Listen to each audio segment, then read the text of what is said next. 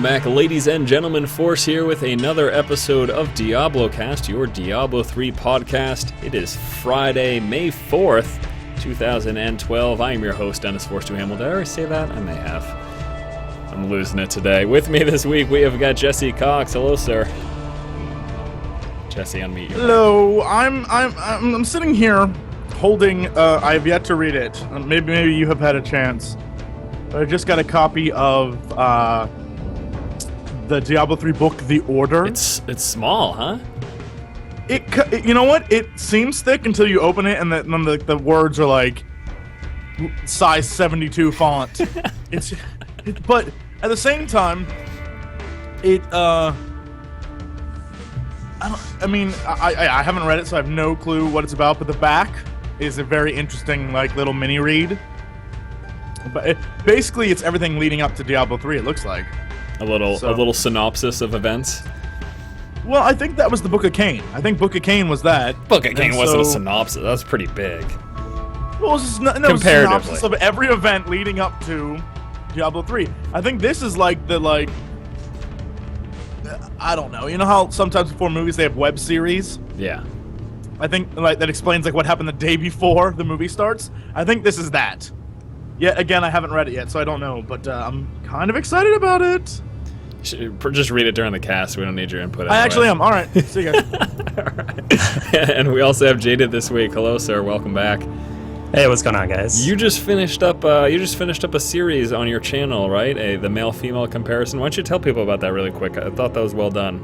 Bring some attention to it. Yeah, it's just a video or a series of videos that goes over every class and shows you. It breaks down animations, voice, and like the armor sets, and also dat ass, of course. And it goes through all 5 classes. It goes through all 5 classes, and it'll help you decide, like, do I want to make a male witch doctor, or whatever. So or the you guys can check one. that out. Well, there's no it's male or female unless we've got there's no whatever. Some in betweens. There could be. All right, this week we will be discussing the Diablo 3 TV commercials that came out. 3 of them, in fact, pretty unbelievably. Also, a little synopsis of the most recent just general announcements that took place, the beta ending, discussion of global play, auction house update, new class skill videos. And then for in-depth discussion, we'll be talking about the unbeatable hardcore inferno mode, says Jay Wilson, monk animations, custom PvP matches and balance, interface navigation, and always online. I know a lot of people hate it. Probably not anyone listening to this, though, because, well, you have internet, clearly, if you're listening to this right now. So there you have it. All right, guys, let's first jump into some announcements, the first of which is the official end of the Diablo 3 beta. It was a sad day indeed. 2 weeks prior to the game's launch, the Diablo 3 beta came to a close. Lots of people were thinking, for one reason or another, that the press and media and all sorts of people were still in the beta, but that's not the case. The beta has ended earlier this week, and I was kind of bummed out because I did want to do some more stuff. I was able to get a little bit of footage before the beta ended. I did a full run-through on the Wizard that I recorded, and some Barbarian, like half a run-through of high-level play, and just got some footage together, so hopefully I can whip together another video or two this week before launch. But yeah, I was kind of saddened by it. How about you guys? Were you hoping to get a few more shots in of the beta before the game launches, or are you pretty much done with it? Your love for the beta must be so much greater than mine. I guess since you were covering all the mechanical aspects, that's kind of like there's a lot to cover there. But when it comes to story and the different, like, just blowing things up, you can only do the exact same thing so many times over and over and over again before you're like, well, that was exciting, but let's get the real game. And I was kind of hoping they would pull like a, it's the last day, enjoy the entire game, like enjoy wandering around. No, sniffle, nothing like that. It was some sort of like end event, like some super massive demon that we had to destroy or something. You know what I mean? I was hoping they did something like that, but alas, there was not. And what about you, Jaded? Had you hoped to keep playing, or were you able to get any good footage before it ended? Anything like that? No, I'm kind of in the same boat as Jesse. It's like I've done everything there is to do in the beta, and you kind of like worn out from it. And it's also pretty nice just to have like a break from now until it launches, just to kind of chill out and not play the game. Yourself out before it starts. You know that it's funny because we're gonna get the game, and the start of the game is the exact as the beta was, and we're just gonna be like, all right, just need to get to the Skeleton King as fast as possible to see what happens afterwards. Yeah. Don't care to see this again at all. I don't know. I almost feel like the fact that it's the complete game, it's like starting brand new, and I'll be like, well, now I actually care. Well, I think right? I think the problem too, especially since we've had it for 7-8 months now, with character wipes and stuff. After the first month, and maybe even before that, after the first month or two, it was really hard to care about your character because you knew it was going to get destroyed in a patch that was going to come out in like a week or two. So right. I mean, I know so many people who maxed level 13, they just did it over and over again. But after like 3 or 4 patches, they're like, all right, this is kind of getting old because I invest all this time and energy into this character and it just gets wiped, and then I have to start all over again, you know? Whereas when the game comes out, you know, like you said, Jesse, you build your character and it's like, all right, this is my character. He's not going anywhere, and everything that I get for him is going to stay there, so there's actually something to care about at that point. Yeah, and I think it'll make exploration more fun, because that was a problem, that especially during beta. It was either people wanted to see all the content, and so they would try to get all the different places as fast as they could, or they would explore everywhere and sort of run out of things to do. But the difference between the two was about an hour of actual gameplay time, which is all sorts of silly. And a lot of people were complaining that Blizzard should have released more. But we've talked about this before. Right, There's no reason for them to do that. But yeah. I wonder if they could have at least released something that was, I don't know, a beta only, just some testing grounds, so that you could push your character higher without seeing the story. Does that make sense? Yeah. Like something like that, where they could have like maybe like a beta cow level, right? And just something ridiculous and silly, where you could run around and kill stuff and have fun with your friends and still see what stuff further, because really level 13 doesn't tell us much about anything. Right. So it'll be interesting to see what happens. Yeah, it's exciting. I'm looking forward to it, and again, it'll be good to actually care about what your character's doing, because you know it's not going to just be randomly wiped all of a sudden. So that's exciting. We did have the wizard revealed on the Darkness Falls Heroes Rise promotional site, and with it, once again, a bunch of information, some of the basics behind the wizard, and a little bit of the story elements behind it as well. There's a video associated with it too that you can take a look at, and this is it. This is the final one. There was a bunch of speculation, people wondering, they were looking at the unlocks, and they said, is there going to be a 6th class revealed? I'm pretty sure that's a no. It'd be funny though. It could happen. Yeah, it'd be funny if way. it happened, if they just they sprung a 6th class on us, you know. But I'm just going to assume that that's a no. That would seem very odd to me that they were just randomly throwing a class 1 week before launch. That would mess up all of their web design, so much stuff. So there's no way that they would put that much. Unless work they have into a some reveal. secret covert second website that's been in production the entire time. Just gonna redirect it to us. Well, I wonder why though. What would be the purpose? Let's just pretend that all these conspiracies are right and that there is a 6th class. What's the purpose of revealing the final class a week before launch? Does it really beat up that much more high? I wasn't gonna buy Diablo 3, but now that the 6th class is there, Yeah. I don't. It doesn't. And seem... even then, using logic, there's no need for a 6th. What would it be? I mean, we had this conversation a while ago. Since all the new classes are sort of hybrids of old ones, what could it possibly be that would be, not taken up by another class? Yeah. Well, I guarantee you, at some point they're going to make more classes. So there is Right. There is going to be more classes. It's But I just mean, for right right now, yeah. Where is the? I don't There's see nothing any that you room. need. Yeah. It makes so little sense. But I guess it's nice for people to theorize about the possibilities or whatnot. Also on the website, there have been a few more unlocks since the last DiabloCast. We do also have 2 new developer diaries, and again, the last unlock is that wonderful video that we'll be getting, and later on, actually, in the cast, we'll be talking about the behind-the-scenes making of that video, the Wrath video. Kind of pretty exciting there as well. But yeah, once again, go ahead and head on over to the Diablo 3 Darkness Falls Heroes Rise website if you want to learn some more about the wizard and take a look at those most recently unlocked developer diaries. All right, next up, they introduced Global Play. We knew that this was coming, but an official post went up over on Diablo3.com. And Global Play is exactly what it sounds like. It's going to allow you to play with people wherever the heck you want, no matter where you actually physically are or what version of the game you purchased, what region you purchased it in. The biggest restriction to this, though, is the fact that the characters you create on your home region won't be able to move to various other regions. That's the only restriction's money based, basically. Right, exactly.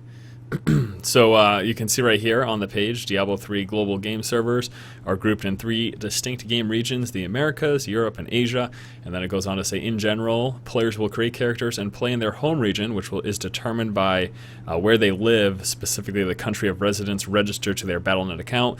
Global Play gives players the ability to switch to any other game regions via in-game options menus, either before or after they log into the game. And the note here is that characters, items, and friends list do not transfer across regions.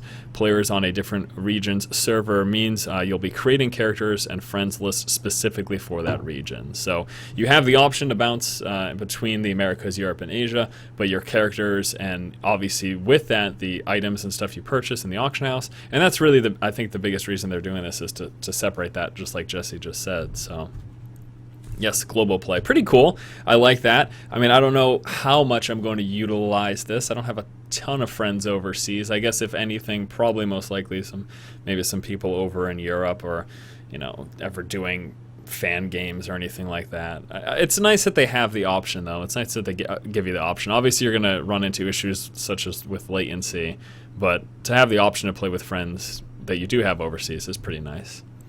Very kind. Yeah, I think StarCraft should have done this. Yeah, I don't know why. It's interesting that they did it here, but they didn't for StarCraft. You have to buy a separate copy of the game for StarCraft. It makes way more sense for StarCraft than it does Diablo, because you don't have a character. Like, you just go over there and play with your friends. Like, there's no hindrance there. But for Diablo, you have to re-roll and stuff. So it's kind of strange to me. But I mean, it's great that it's gonna be for Diablo. Like, I won't go over to Europe and play, but I have a lot of European friends that will actually play on our East Coast, and that's where I'm going to So you're going to make them come to you. Well, it's a ping thing. Being on the West Coast, if I go to Europe, it's like 200 plus ping. Yeah. But if they come to the East Coast and then I go to the East Coast, it's pretty even there. I suppose you're right. That makes sense. So that's a little trade-off. It's a nice feature, though, and it'd be nice if we had that in other games like StarCraft, but beggars can't be choosers, I guess. We'll stick with what we got for now. There was also an update on the official site for the Diablo 3 auction house, a comprehensive auction house guide, as it is self-titled.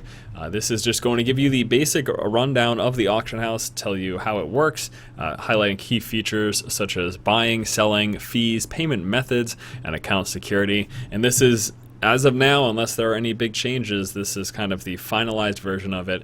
So specifically looking at things like the fees, I guess we can hop down there to it. They talk about transaction fees and everything like that. Just quickly run over here, I suppose. For equipment, transaction fee for the gold auction house is 15% of the final sale. For the real money auction house, it is $1 USD per item, or $1 AUD per item. There's also a transfer fee when sending proceeds to PayPal or other authorized payment service providers. There's a 15% transfer fee that takes place.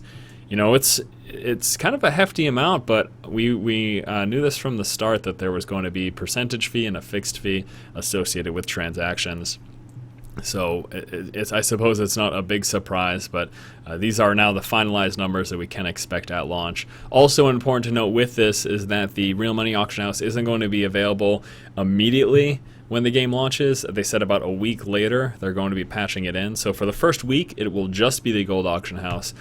You won't be able to throw away money immediately early on. And actually, I'm kind of relieved because I was a little bit concerned I'd be buying items like immediately, and I realized how stupid that is because early on, everything you purchase or whatever ends up getting replaced. So it's nice for that. They're forcing my self-control. I guess that's not self-control though, is it? but anyways, yeah, a little rundown of the auction house. Did either of you guys get a chance to take a look at this? I looked over some of the numbers. I didn't look over this page specifically, but I noticed like selling stuff for like under $5 is really not worth your time. Yeah, Like, and that's what it seems, at least. I think that's perfectly fine. I'm more than happy to not have the auction house completely flooded with garbage. And you know what's going to happen too is a lot of people early on are going to start just throwing whatever up there until they realize no one's buying any of this stuff. So. And I guess the good thing too, though, is that there's no posting fee. So unless an item sells, you don't have to pay anything. That was a concern of people too. They were saying, "Well, every time I post something, am I going to end up losing money?" No, that's not going to take place. That's not going to take place. It's only going to be when transactions occur. But they deter those small sales, like Jaded said, because of the $1 flat fee that you have to face. Like, why would you post up something for $5 if it's $4 and then that gets knocked down 15% when you bring it on over to PayPal? It's exactly kind of silly. So, and yeah, it's interesting. Again, a little update if you guys plan to play the auction house. I know some people that are hoping to make this a job and stuff, and giving me all these incredible plans of making a monthly income and surviving off of the auction house. Jesse, do you know anyone like that? Did you know anyone, like, say, for example, in WoW, who used to play the auction house and sell gold? You don't have to name names. Yeah, but not like for actual physical money. There are people who money? play, like like real. I can use it to go buy a sandwich money. When it comes to like WoW gold, I know a lot of people who created like giant cartels of like 50 people who got together and farmed stuff. But we've discussed this before. That's all irrelevant in Diablo. You can't do that. I mean, you can farm stuff. That's true, but you can't go to a specific area and expect the same results every time. It's not going to happen. And I think that combined with the like you were saying, throwing just in the beginning, people throw up all sorts of random crap. Yeah. But I think we'll go like economics 101 on this and say that the free market will take care of itself, right? And it will just weed out the garbage that no one wants, and people will stop posting that, and then eventually, who knows how long it will take, but eventually it'll just be the things people want will be there for money, and everything else will be just gold in-game. Right. And it will take care of itself. The other thing, too, is another deterrent that's going to stop people from posting up garbage is that there's a limit to the number of auctions you can have. Last I recall, it was 10.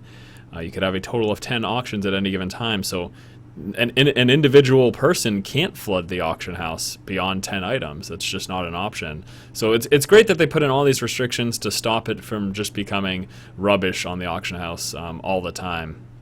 And obviously early on, you'll have items that, a couple months from now won't be selling for much, selling for $20 or $30. I'm pretty sure that's going to happen, The game first starts and you're leveling up, and there's very few people who are level 60, and as soon as people hit level 60 and they find stuff, they start posting it.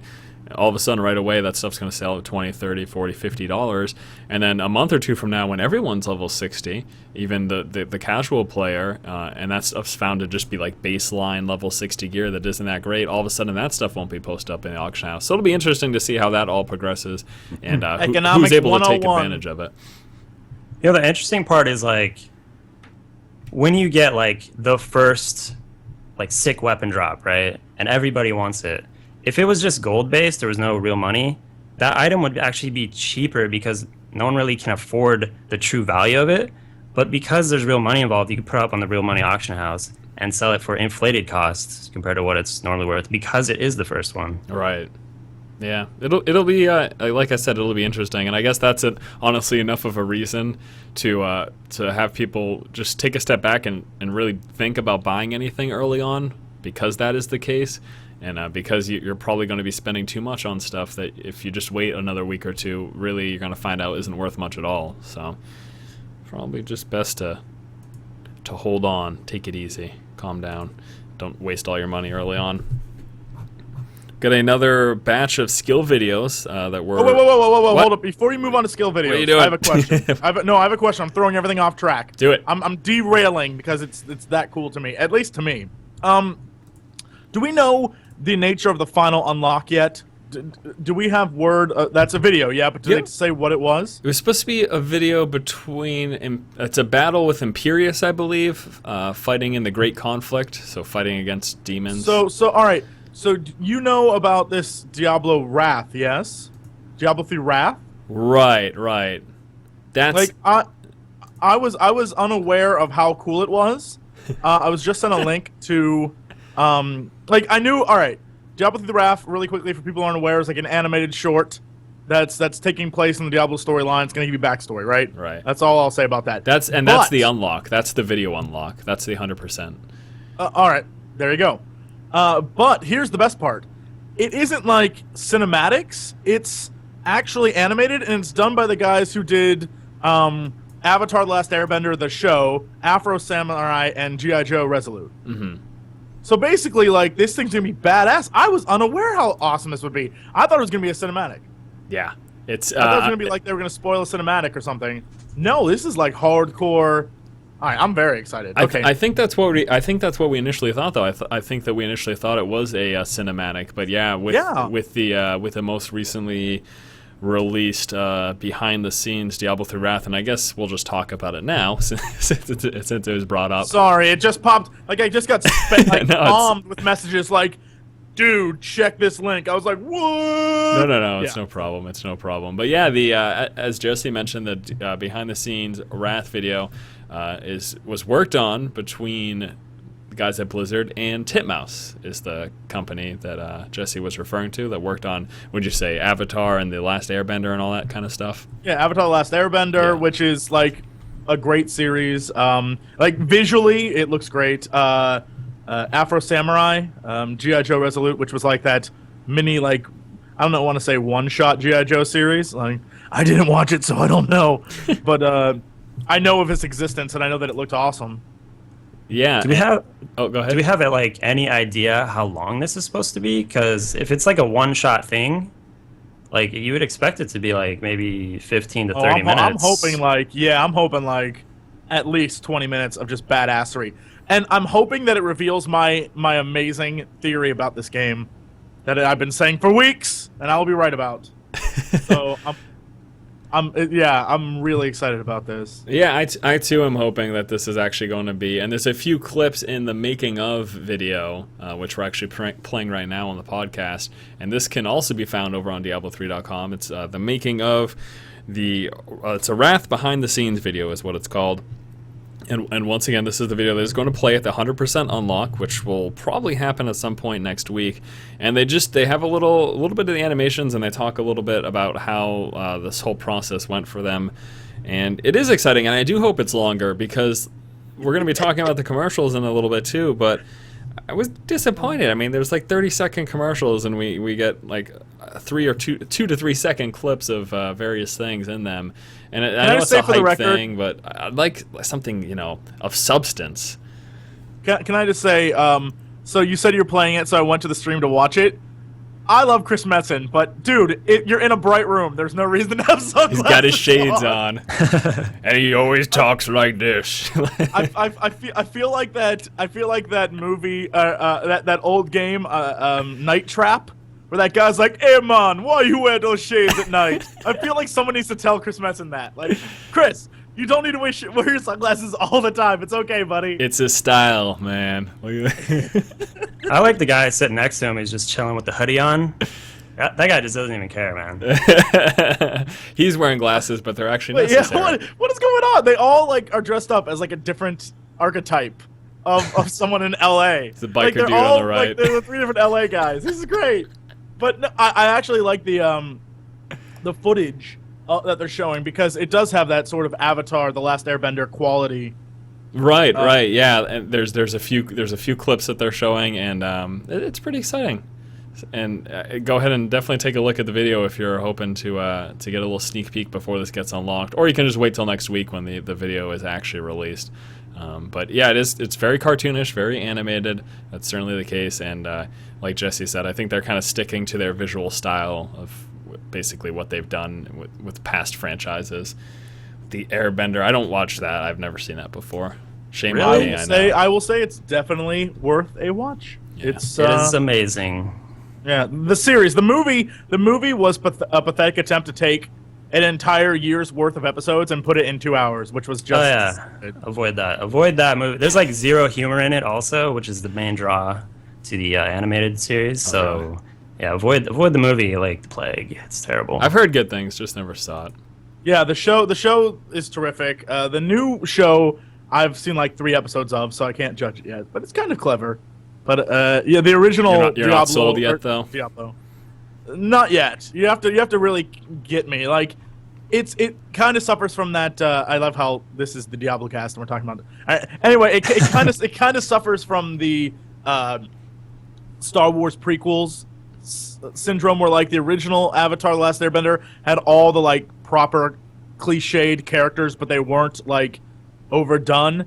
And in this new one, you're kind of waiting for those, like, where's the Han Solo character? You know, that kind of stuff, right? Like in the original Avatar, they had all that. So it's you know, you're just waiting for it. I mean, it's good. It's very good quality. The animation's terrific, and I definitely would say it's an added addition to the Diablo universe. I'm really excited about it now, just because I know it'll be.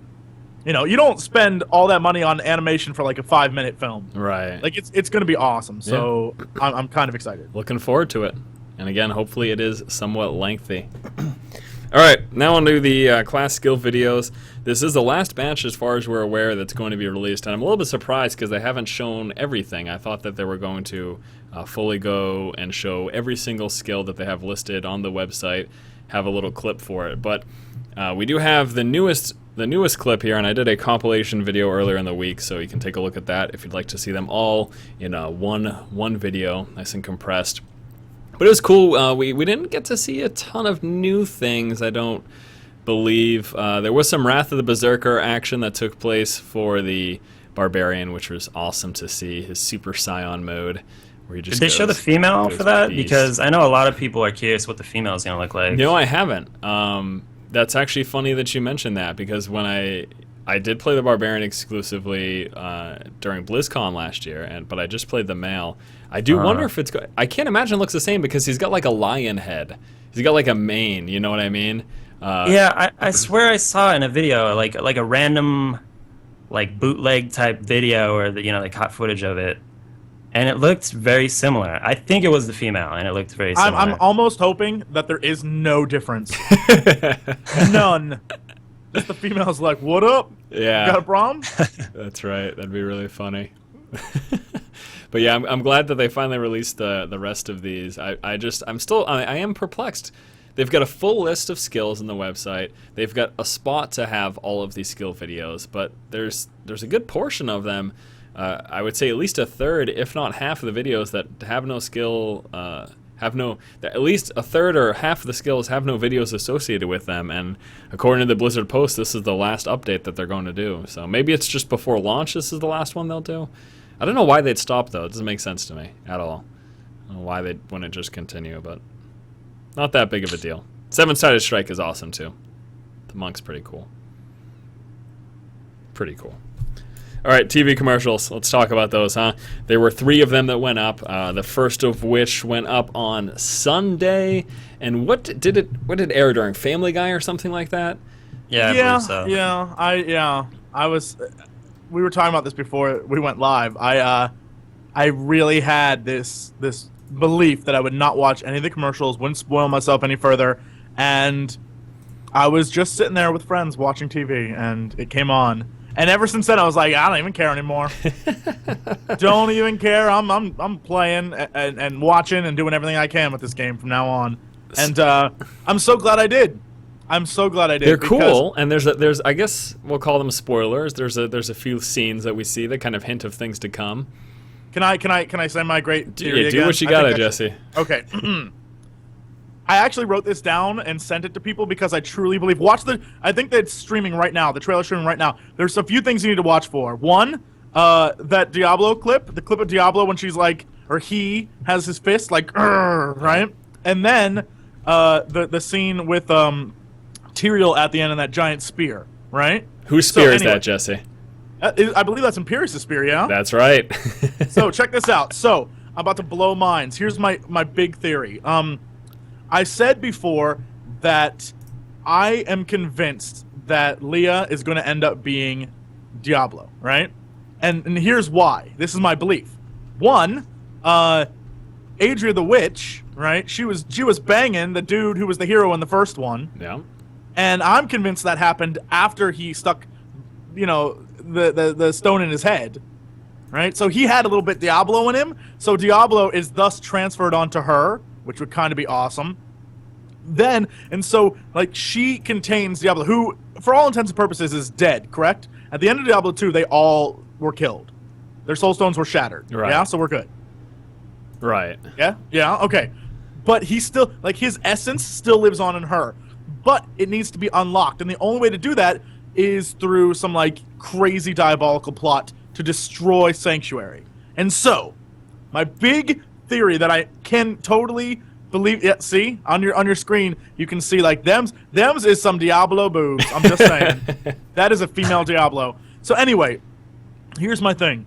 I'm convinced that a super mega ultra plan was hatched long ago, because Imperius, if you read the Book of Cain, he was not so much for Sanctuary existing.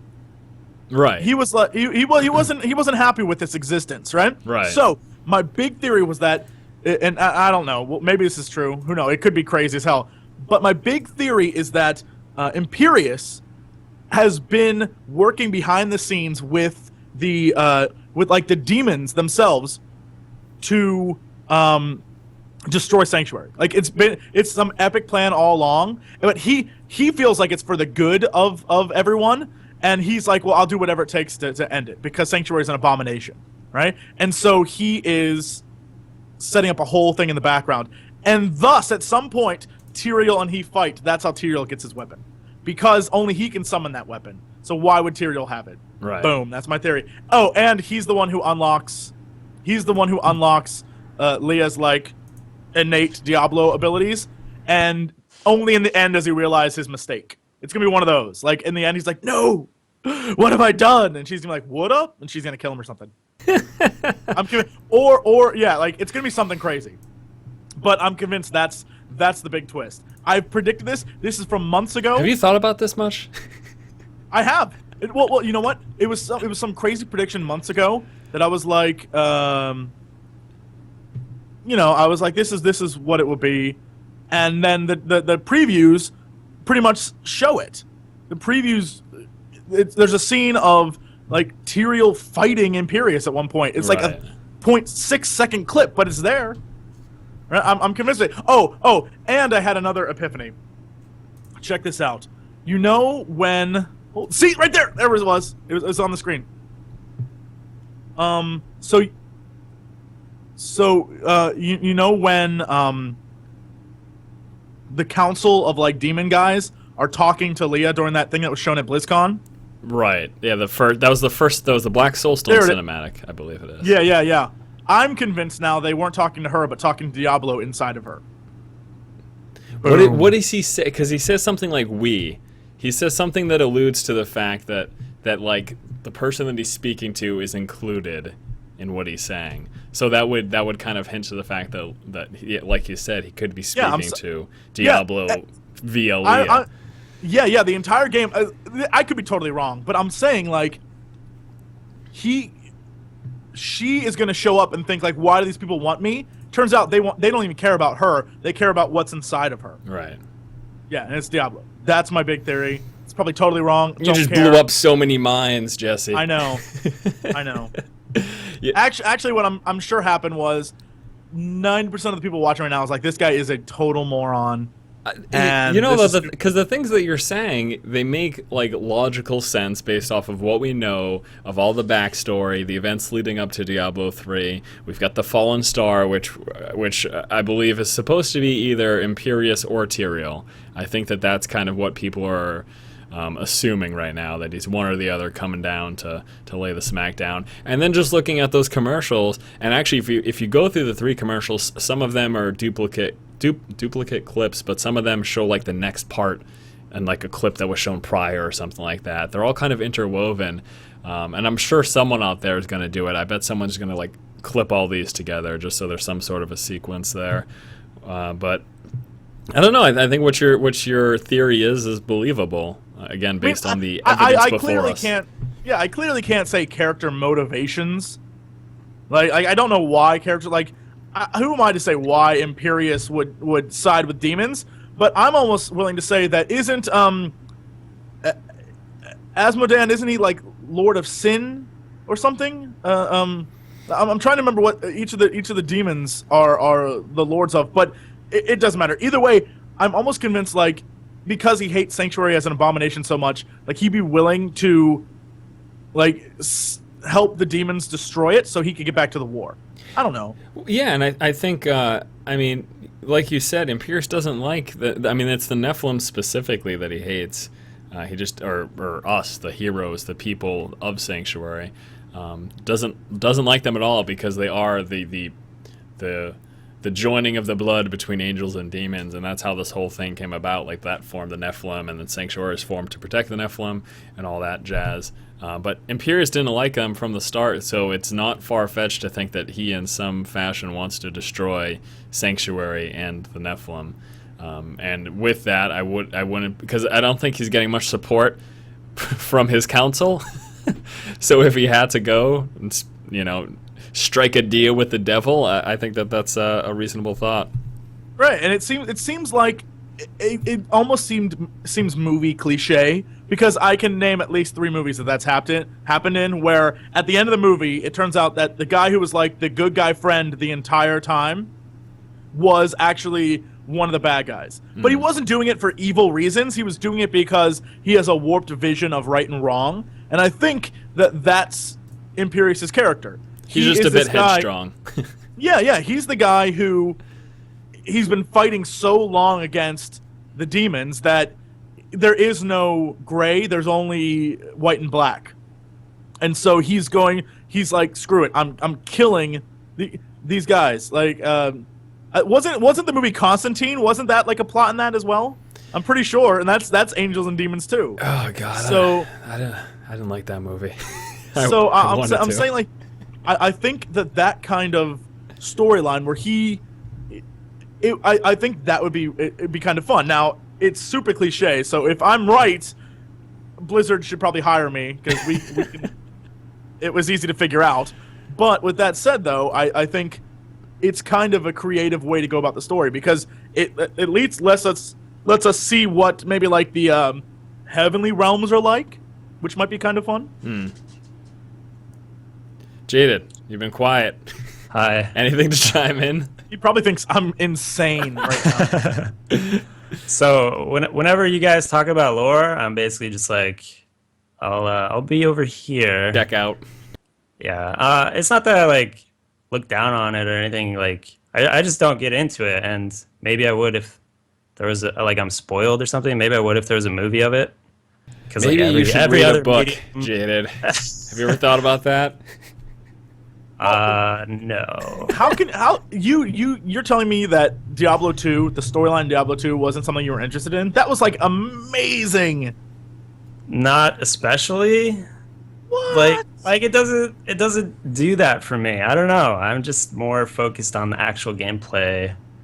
But I mean the cinematics still excite me like a lot. They're so gorgeous, and all the work that goes into them. I appreciate them more on like a art level than a story level. So I don't know. That's just how I look at things. I respect your opinion. And disagree entirely. Yeah. No, I think for me, the game, all of that, I don't know. Maybe I'm just a big old nerd. Well, but you the are a rest of lore it- nerd, Jesse. There's no questioning that. That is your thing. Yeah, like with this game, but it's specifically with this game, like with StarCraft 2, for example, the lore's okay, right? But the gameplay is the fun part for me. When it comes to Diablo, the lore's the number one thing for me. Like, the reason to play it is to see the story for me. Yeah, and it's because the Diablo 2 storyline was so good. The following, like, the way they did those cinematics, even though now they look kind of old and junky in comparison, but the way they did those with the story of following the Wanderer and being told, like, all this stuff, like, oh yeah, this happened, and then the big twist at the end of the original Diablo 2 was kind of amazing. Like, the last cinematic of Diablo 2 is not the expansion, but just normal, is kind of like the best thing in the world. It's kind of the best thing in the world. Jesse Cox from OMFG Cata. The Diablo 3 cinematic is the best thing in the world. The final cinematic, it is. You know, those cinematics actually hold up quite well, like, at least in the second one. The first game, not so much. I don't know if you've seen those recently. Go back and Those look at the original pretty bad. StarCraft cinematics, and you're like, when was this made? And then you realize it wasn't that long ago, really. When you think about it, time-wise, it wasn't that long ago. The thing, like, for the time though, those were amazing. I remember seeing that. Like, this is like real life. This is awesome. Yeah. It's so funny. There you go. Story spoiled completely for everybody. Yeah, I'm sorry, but I'm sorry that I have to be so right. Is what I'm saying. I almost feel like I should be wrong just so people don't hate me for ruining the game for them. But I'm convinced I'm right. I'm convinced of it. And I have not looked up anything. I have not, like, you know, I don't have some dude at Blizzard telling me what's happening. So I could be totally wrong. It's all But I'm just saying based on observation, that's all. Based on observation of everything, being a complete lore nerd, like you said, for this game, and seeing everything, I was like, well, this has to be the story. Sounds good. So, we'll color find me out excited. in a week and a half. Woot woot. Hardcore Inferno is unbeatable. At least it's supposed to be, according to Jay Wilson, when asked on Twitter if Inferno mode is designed to be beatable by a hardcore character. Jay said, not really, but please consider that a challenge. Let's just talk about this for a minute. That's quite a statement, and I almost think that people who are fans of hardcore might be mad, but I can also see some people being really excited about it. What I understand from this statement is the following. Hardcore is Inferno is so difficult that it's been said we are going to die over and over and over again. The problem lies in the fact that in hardcore, if you die once, it's game over. So I'm thinking of it like this: we get to hell on our characters. Just say we're playing a hardcore character, we get to hell and we start farming some gear, and then we jump into Inferno, and things are just so much harder than we expect them to be. And even if we expect a certain level of difficulty, I think the idea is that you're just going to be put in situations where you're literally are going to die unless you like completely outgear the content. And I think that's crazy to think that hardcore characters are not designed to beat Inferno, because I'm just envisioning a scenario where you go into this room.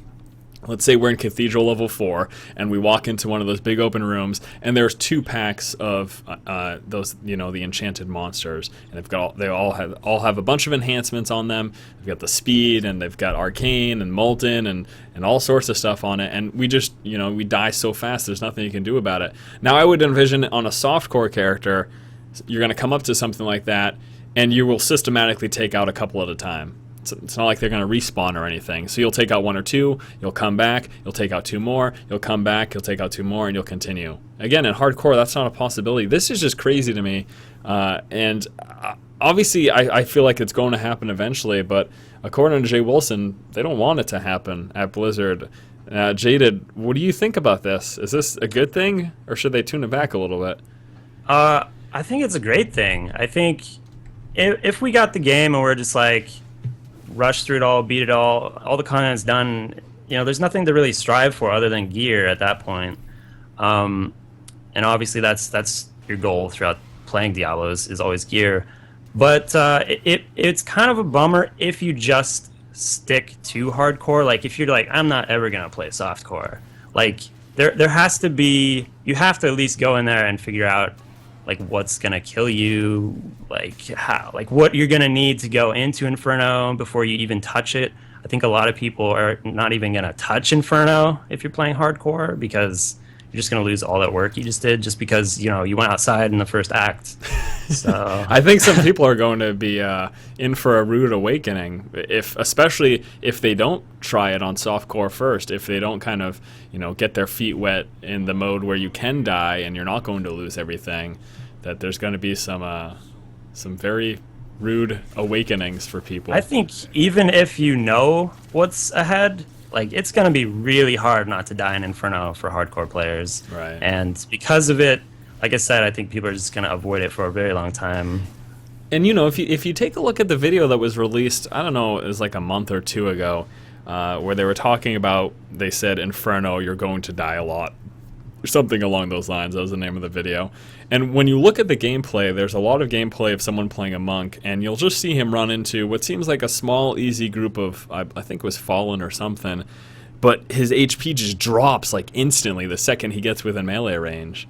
And I think that's the biggest thing that's going to be an issue, is that we're going to be running into so many strong packs of monsters that are just, there's going to be so much burst DPS, and we're going to get dropped down pretty quickly that, again, it'll be quite shocking for people when they first enter it. And also, people might forget, too, that in D3, you don't have the same outings that you did in D2. Like, you can't just pop open a teleport and just get out of there, or, like, exit the game, or, all those things that you used to be able to do. You can't do them anymore. Right. Yeah, there's no instant town portal. To exit the game requires 10 seconds. You can't just log out instantly. And you can't chug potions anymore either. So it's not, in hardcore mode in the past, you kind of had, like you said, Jada, those outs, those ways of quickly escaping combat. You don't have that option in this game. Yeah. What you can do, though, is sacrifice one of your friends, run into a corner, and then exit the game. Right, yeah. That sounds perfectly reasonable. It's like, what if you're getting chased by a tiger? You only need to outrun your friend, not the tiger. Yeah, exactly. That's the truth.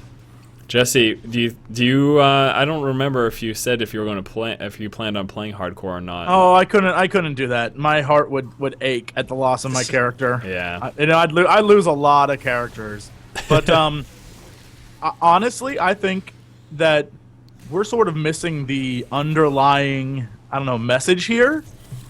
By them saying, you cannot do this, somewhere out there's a guy who's like, challenge accepted. And that, I think, is what they're going for. By them saying, it's impossible, you can't do this, there are going to be people out there who are like, impossible, huh? Okay, we'll see. And that, I think, is like a really big component of they're saying, oh, this is so hard, it's impossible. Yeah. I kind of like that, because that's the kind of people who make those videos where it's like, I'm a Death Knight and I soloed like 12 bosses. Yeah. Yeah. Right? It's that kind of stuff. So I can't wait for that to happen, because when the first person does it and posts that video, like, I beat your stupid game, like, it's gonna be amazing. It'll be amazing. And I do think that was part of the reason of him saying it. It's like a dropping of the glove, Yeah. The gauntlet has been thrown. And it'll be cool, but nevertheless, it's going to be incredibly difficult. And I definitely think that people are going to, if they're just going into it straight on hardcore, they're going to just have to be super ultra careful, like pulling one monster at a time. Or you should run through on softcore first, just to get your bearings. Because are you guys planning on touching hardcore like early, or is it something that you guys are just gonna do, once you beat the game? I'll do it, but not immediately. Definitely not immediately. Especially like I've said in the past, especially where I'm making videos, it'd be really stupid of me to put so much effort into a hardcore character, because if something ever happens, if there's a disconnect or something ridiculous, I'm not paying attention, just a death period, then there goes all my ability to produce content.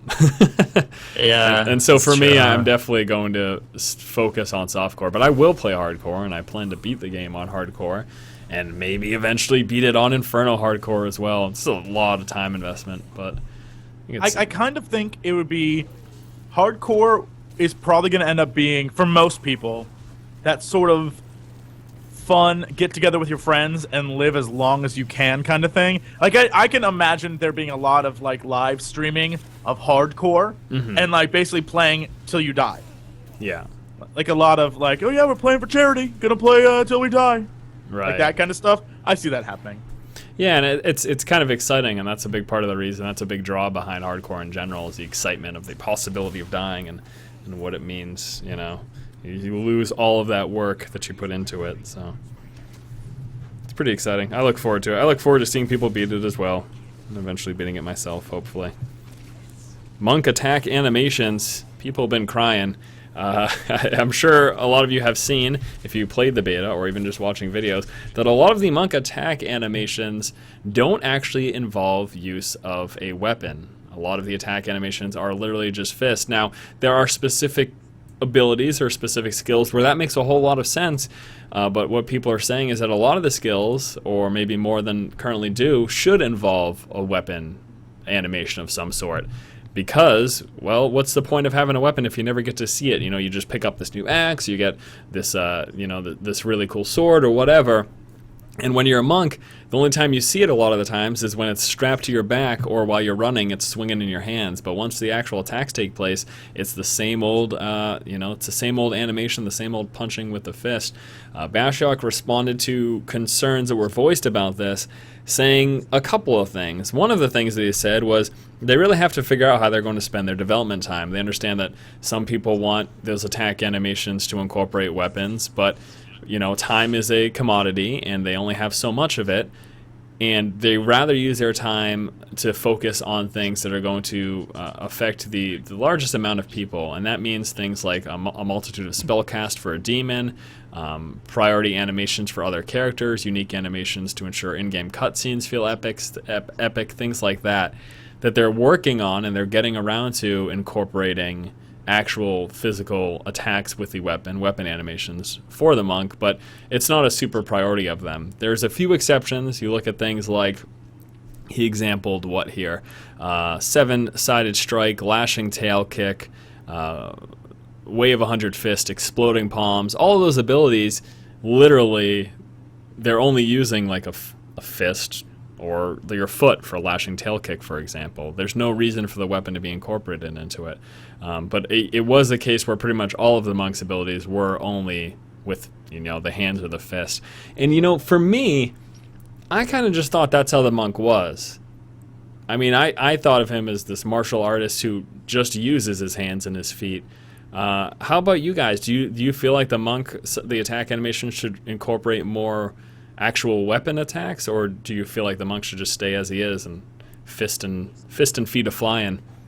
I think a lot of the animation should be fist and martial arts related, and I think it would be hard to incorporate okay, it's fine with 2 fist weapons because those are just naturally you're punching with those, but when it comes to like a staff, like how would that look? So for a lot of skills, I think they're gonna have to compromise. And but they said specifically for a few that they will show like the fist weapons specifically. Right. I mean, it's just how the skills are designed. Exploding palm has you hit something with the palm of your hand and cause their heart to explode. Where is a sword going to be played into that? Where would it even make sense? Unless you use like the hilt of the sword or something and you just held it out, but that's kind of stupid. What's the point of the sword then, if you know what I mean? Like that attack doesn't really make sense for a weapon to be incorporated with, unless it's a fist weapon. I think the annoying part for players is like it just teleports to your back.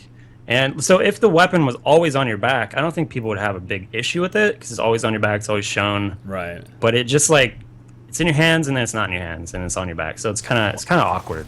I think this goes back to what we talked about a few weeks ago, which is the removal of that just white damage regular attack.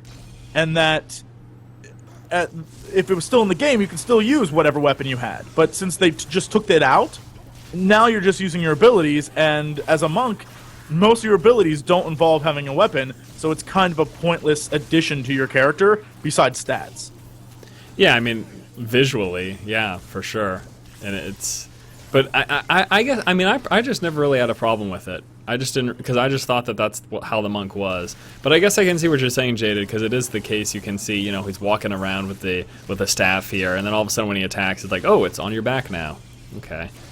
Yeah, I never had a problem with it either, and I usually nitpick over graphical things like that as well. But you know, didn't bug me too much. Maybe it's because I know I'm not gonna make a monk when it, like at first. You just don't care. Like, yeah, maybe that was in the back of my mind subconsciously or something. Yeah, yeah.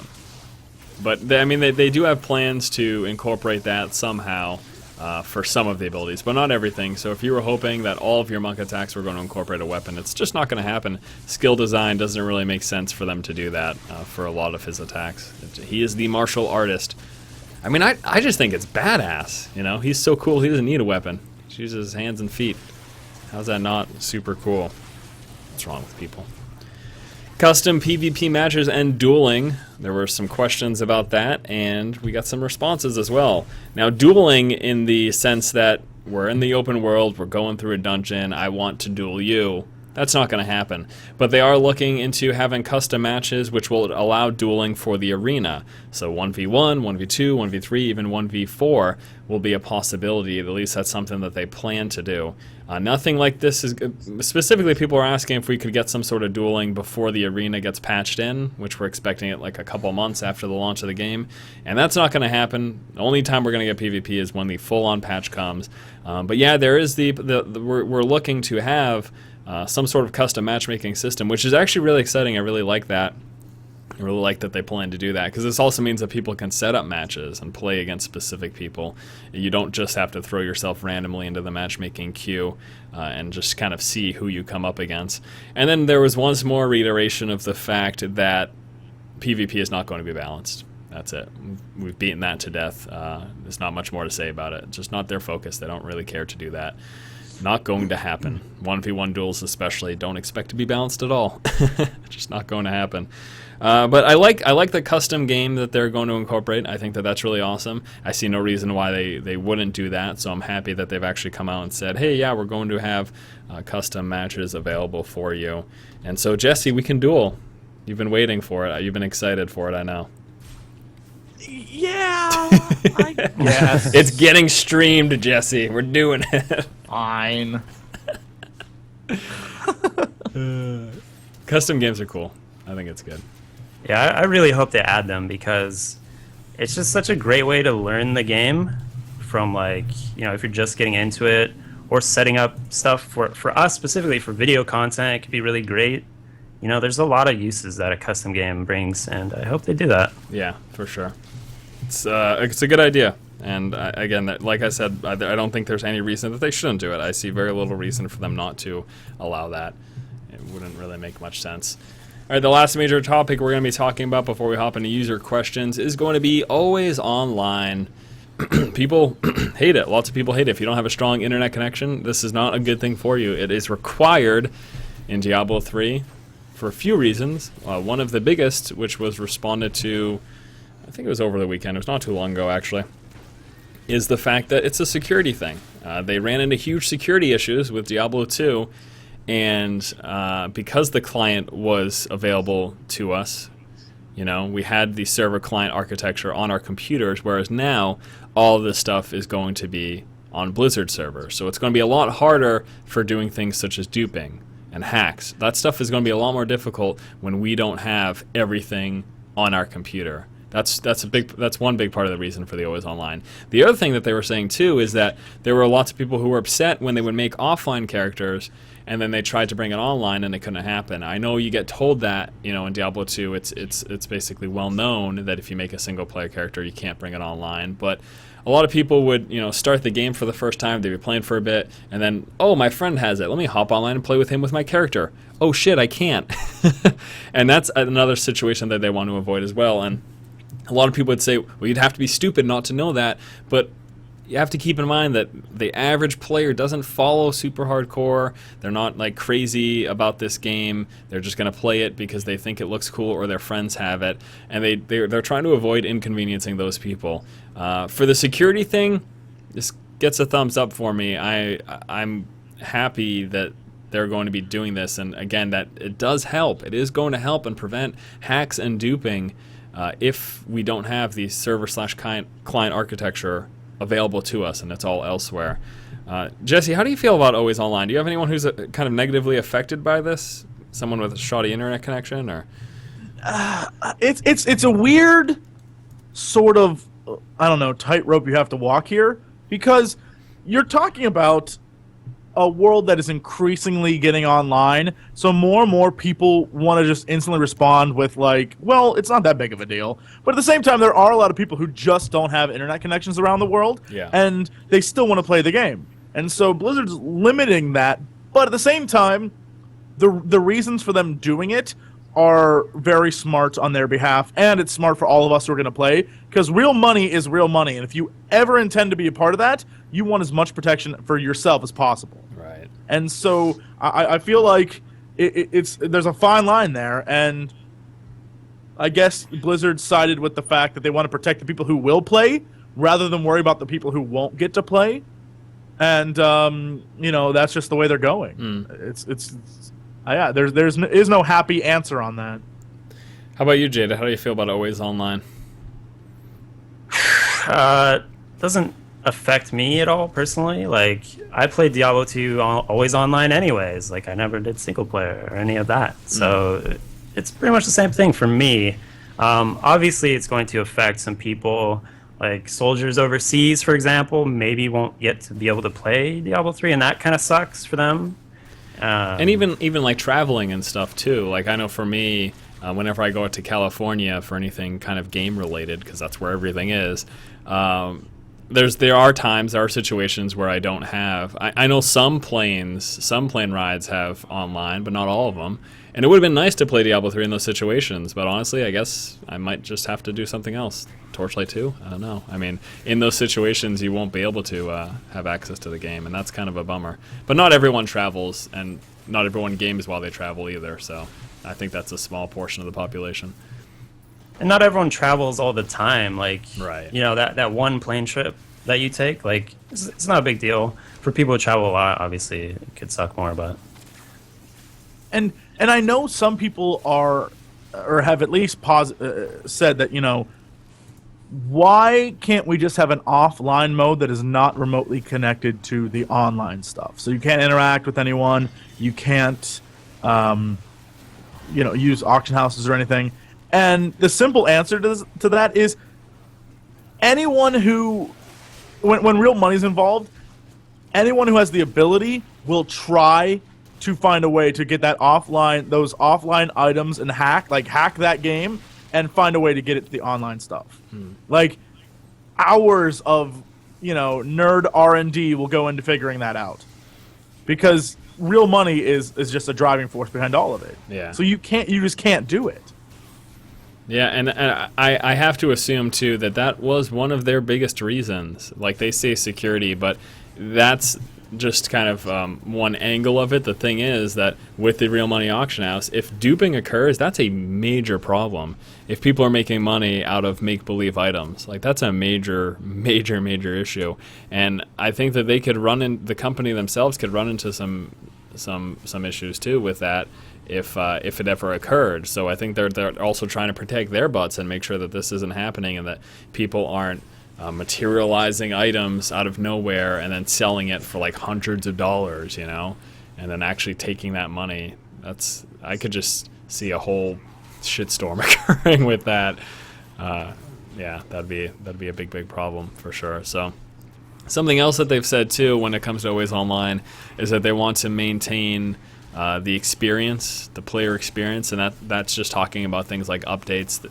I think that's obviously a small portion of it, though. But what they said was, we want to make sure whenever there's an update that everyone's getting it at the same time and stuff like that. But I think that's a much more minute thing than the whole security issue. So, yeah, it's good to stop bots. It's good to stop duping specifically and hacks. But It does suck for people who either have limitations to the internet or don't have internet all the time. But unfortunately, Diablo 3 isn't going to be one of those games you can play offline. And this is happening more and more. Lots of games have DRM. There's a big there's a big back and forth in the gaming industry of developers who are just gung-ho for DRM and people who are like, no, this is terrible. We don't want this to be happening. But I think the overall trend is leaning more towards always online than it is towards offline. I mean, for me specifically, I've got like hundreds of games on Steam. So if I don't have internet, I don't have access to most of my content. Well, I mean, DRM is inherently like an evil creature. The fact that you buy something and then you don't always have access to it is just wrong. Well, you buy the license is what they say. That's their... Yeah, like I believe that was EA recently who said like, you don't own the game, we're letting you rent it. Yeah, we're letting you like borrow the license to the game, which is just entirely like, that's such a dysfunctional way of thinking. And so I mean, DRM is wrong, but in this case, in Diablo, I'm okay. Like, with the real money auction house. Yeah, when my real money's involved, I'm okay with them protecting their investment and mine. Yeah. But if we're talking about any other game and I had paid my $50, $60 and there was nothing else, but they were like, we still own it, you're just renting it, I would like jump kick them through their office window because there's no reason for that. And the other thing too is I'm not going to be surprised if people are going to get illegal copies of the game that you can play offline. Yeah, absolutely. I mean, I remember let's be honest here, that's going to happen. So.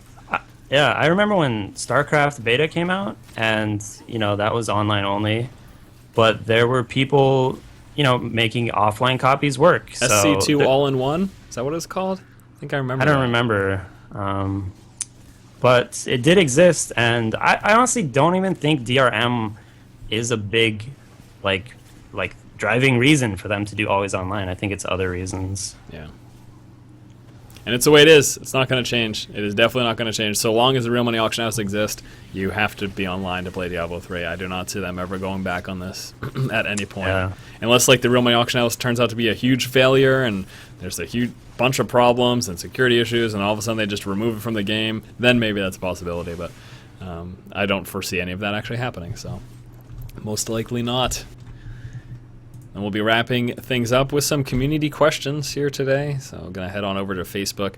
Once more, I ask on the Facebook page about an hour, half hour to an hour before the cast goes live for people to post questions. So if you ever have a question that you would like answered on DiabloCast, that is where you should put it.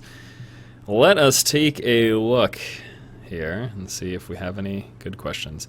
I'd like to know about the gear differentiation in Diablo 3, such as do you... Battleground PvP with gear, you got through the storyline. Wow, this sentence is structured very well. or will there be special gear for PvP? So there is no gear specific to PvP. The only thing that we're going to be getting from PvP is kind of vanity items such as titles. I foresee things like dyes or special items for your banner, things like that. But no actual physical gear is coming from PvP because PvP in Diablo 3 is meant to be a casual, fun experience, not intense at all. And most of the really cool looking gear will come from not only harder mode, but also hardcore as well. So, and that will be all the different levels of difficulty will offer different looking gear, and that's where you're going to get the cool stuff from. I think they said in Inferno there's like 3 tiers specific to that difficulty. Right. And then you can imagine like a hardcore Inferno would be like everything you own is on fire. I have no clue. Yeah, so something cool like that. I mean, there is no PvP sort of like, I'm going to have this set of armor and you people who play the story can have that set. No. Everyone is going to pretty much have access to the same gear should they choose to go after it. Did they ever come out and say Inferno gear is going to look different? I don't remember Inferno? That. Yeah. Oh, yeah. Yeah. I read a blue post earlier today that specifically said there are 3 unique armor sets to Inferno. So Oh wow! Yeah, it's awesome. and they actually showed. I don't remember where I saw this, but there's a like an artist's rendering of all the different various outfits of a wizard, and the ones that are in Inferno versus the ones that are in, like, I don't know what you would call it, but I guess last level of just normal mode, are drastically different. And so should be very I don't know about you guys, but my favorite armor currently that we've seen is the Witch Doctor one that's animated. It has, like, the sort of tentacle things coming off of it. They're giving everything cool to the Witch Doctor. It's just like... It's like the only armor that they've showed that's animated. Yeah. Which is really strange, but it's like the coolest one. There's a lot of like flowy armor, but yeah, that's the stuff that moves around. Yeah, right. Physics-based, like cloth and stuff is in there. But yeah, I really hope they push that later going on, like moving forward with the items. It would be cool, and I'm sure they're going to throw some more stuff in later on. Question whether or not Diablo 3 will be a bigger game / have more players than World of Warcraft. No, not even possible. I don't. It's just not. Lots of people are going to play Diablo, but I don't. It's just not. It's not as far-reaching, I don't think. The thing about WoW is, like, it's like ingrained in our culture now. So unless there's some massive movement, social movement for Diablo, I don't see it happening. But Warcraft, everyone knows. My mom knows about Warcraft. It's just one of those things where everyone knows about it, and that's why it's such a big game. Well, it's Diablo. If you think about it, Diablo 2 was never really pushed on, like, television, and, like, it wasn't everywhere at the time, such as World of Warcraft, where that came out later, and a lot's changed since then. So I think we'll see it get advertised more, probably get more publicity. But Diablo 3 is certainly going to be big, and I guarantee that it's going to have a crap ton of sales. But it's just a different. I mean, how can you expect that from something that's exactly. not an MMO? I don't know. People are going to rage at that comment, but I just don't. We'll see. Maybe I'll be proven wrong. That'd be great. I would be happy if I were to be proven wrong, but I don't think that's going to happen. So. No, it's too much of a. I don't want to say a niche game, but that's kind of what it is. I mean, if you, a lot of people are going to be like, "Oh, what is this?" Give it a look. They're like, "Oh, that's interesting." I mean, yeah, there's no way. There's no possible way it can get 15 million or whatever. Like people who constantly play it like WoW had at its height. It just won't happen. Yeah. All right, this is a good one. Here is the ultimate question that only you can answer. As I understand it, only the best and bravest of the champions from all over Sanctuary dare to come to New Tristram to investigate the fallen star and fight the evil minions of hell. My question is, why are all of them naked? Were they robbed, or what happened to them? That's an excellent question. Why? Like, why is a barbarian who's been in, like, the past Diablos, why is he naked when he comes to visit New Tristram? Where'd all their old gear go? That is really funny. That is kind of humorous. I wonder if there's a good explanation, story-wise, as to why they're all wearing loincloths to start. Always. And it's, you know what? Here's my theory. And I've got a ton of those Let's today. hear it, Here's my theory. Because it's so, because of what happens there, it's so evil and horrible, that only the stupidest and thus worst of all heroes show up to investigate. Because all the smart heroes, the ones who have all the armor, they are like, oh, the hell with that. We'll be over here. Smart enough to stay away. Yeah, the idiots who are trying to prove themselves are the ones who go.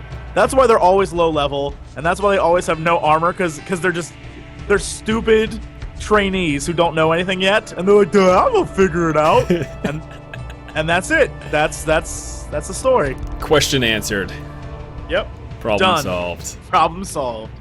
And that'll do it for this week's episode of DiabloCast. Thanks, guys, so much for watching. We have got one more DiabloCast before the launch of the game. Absolutely unbelievable. I don't even know what we're going to talk about next week. Maybe we'll just be giddy the entire time. It's going to be 25 minutes just like... Yeah. It's a possibility. All right, guys, thank you so much for watching. And I don't know why I haven't done this in the past, but this is something that we probably should do. Once again, I'm joined here by Jesse Cox of youtube.com/omfgcata. And, of course, we have got It's Jaded And how do you spell your YouTube channel name, Jaded? ITS Jaded, Jaded. I didn't know if it was like ITZ or something. Spell that name again. What's your name again? We have It's Jaded. What is your YouTube? I love it. That's amazing. It's Jaded. So yeah, check them out if you liked them. If you didn't, check them out anyways, and leave hate messages on their videos. Whoa. All right, guys, we will see you next week. Once again, this has been Dennis for Jaded and Jesse. Take it easy. Bye, guys. Adios. I hope you're right, Jesse. I hope that your crazy conspiracy theory is right. You know, there's people like bashing in the comments saying that that's the stupidest thing they've ever heard. And, You know how I'm right? I'm about to blow your guys' mind. You probably shouldn't share this with anyone. yes, shutting it off now. Goodbye.